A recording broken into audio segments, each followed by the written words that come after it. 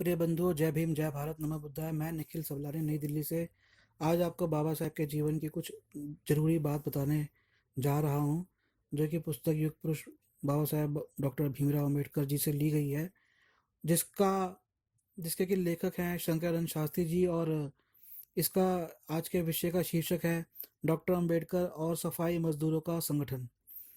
बाबा साहब के आने से पूर्व दिल्ली में सफाई मजदूरों का अपना कोई संगठन नहीं था। सफाई मजदूरों की अवस्था बड़ी दीनहीन थी। नगर पालिकाओं में नियुक्त सफाई करने वालों की बड़ी दुर्दशा थी। अगर कोई सफाई मजदूर एक सप्ताह के लिए काम पर नहीं आता तो उसे 15 दिन के लिए जेल भिजवा दिया जाता था।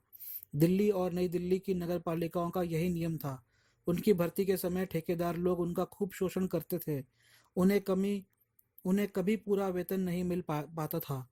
बाबा साहब प्रथम मंत्री थे जिन्होंने इन दुखी और दीनहीन मजदूरों की भलाई के लिए कई कानून और नियम बनाए। उन्होंने नगर पालिकाओं के उस समय प्रचलित काले कानूनों को रद्द कर दिया। गांधी का कहना था कि सफाई करने का काम पुरुषार्थ है, लेकिन उन्होंने इस पुरुषार्थ अर्थात आदर्श भंगी के काम को कभी करने के लिए वर्धा जैसे ग्राम या अहमदाबाद में बामण बनियों के लिए प्रशिक्षण केंद्र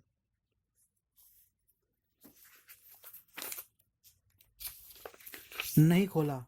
गांधी जी की प्रार्थना थी कि दूसरे जन्म में भंगी के घर में जन्म ले। यह गांधी की मीठी चाल थी। भंगी बनने के लिए दूसरे जन्म की प्रतीक्षा करने की आवश्यकता नहीं है। इसी जन्म में कोई भी भंगी बन सकता है। इसके लिए केवल एक लोहे की टोकरी और डंडी की आवश्यकता है, जिससे नाला साफ कर सके। यह सिर्फ 2 मिनटों में पूर्ण हो जाता है। बाबा साहेब प्रथम व्यक्ति थे जिन्होंने इस गंदे काम को गंदा काम कहा और इस गंदे व्यवसाय को, जिसमें अपमान ही अपमान है, त्याग कर दूसरी सम्मान वाली आजीविकाओं को अपनाने का महान संदेश ही नहीं दिया, बल्कि उन्होंने कहा कि झूठन वे गलियों में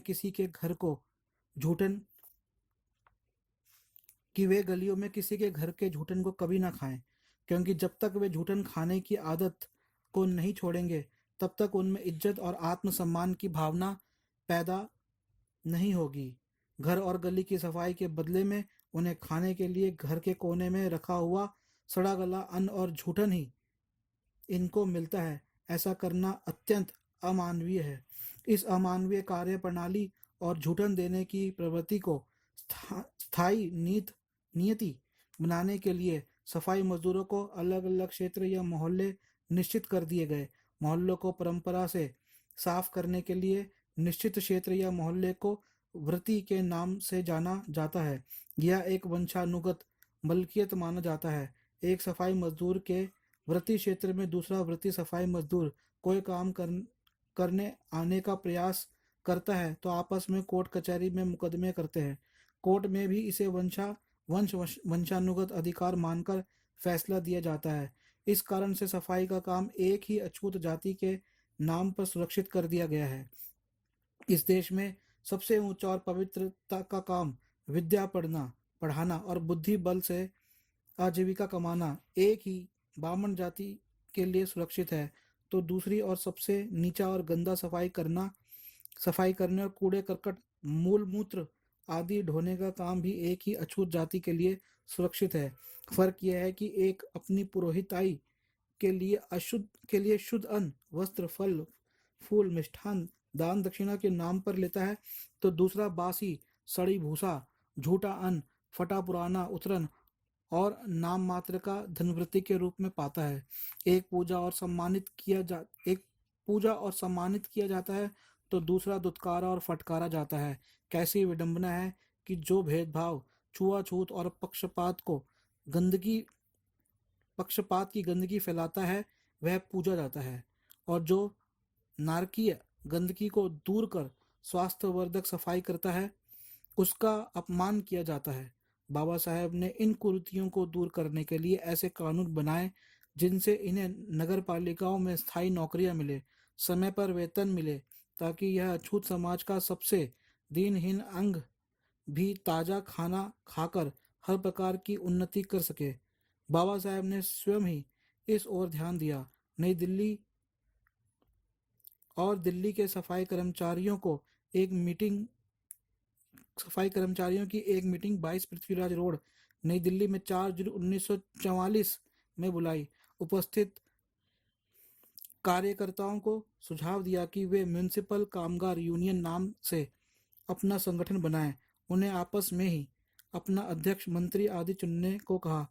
उस नवगठित यूनियन के प्रथम सभापति थे रमेश यादव। वे नासिक निवासी थे, निर्माण विभाग में ठेकेदार थे। इस यूनियन के द्वारा सफाई मजदूरों को आश्चर्यजनक उन्नति हुई। आज सफाई मजदूर अपनी विपन्नता से उभरकर आर्थिक दृष्टिकोण से बहुत अच्छा है। तो ये बाबा साहब के जीवन से जुड़ी एक बात थी।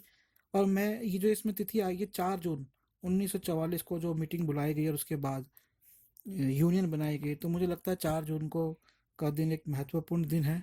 और इस दिन को न केवल सफाई कर्मचारियों की यूनियन बल्कि समस्त समाज के एक यूनिटी डे के रूप में, अर्थात एकता दिवस के रूप में हमें 4 जून सभी शेड्यूल कास्ट को मनाना चाहिए। और ताकि हम सब जाति के लोग शेड्यूल कास्ट के और शेड्यूल ट्राइब के या ओबीसी के एक आएँ, एक हो, और इस दिन हम अपने एकता दिवस के रूप में मनाएं और आगे भी हम एकता में रहें और बाबा साहेब के विचारों पर, उनके आदेशों पर चलते रहें और एक अच्छे समाज की स्थापना करें और अपनी तरक्की के नए मार्ग खोजें। जय भीम, जय भारत, नमो बुद्धाय।